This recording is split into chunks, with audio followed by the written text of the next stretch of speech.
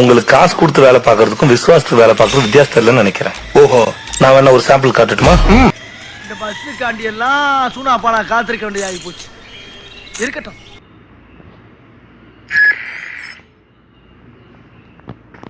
இந்த நாள் வரை வண்டியை விடவில்லை. என்ன ராமலிங்கம் ஆலைய பார்க்க முடியல. எப்படி இருக்க? இன்னைக்கு முடிவு பண்றேன்டா. இந்த கைப்புள்ளையா அந்த கட்ட துறையான்னு எல்லா வண்டிய அமுக்கிட ஆவல. ஐயோ, கைப்புள்ள அருவலோட கிளம்பிட்டானே. இன்னைக்கு எத்தனை தலை உருள போதோ தெரியலையே.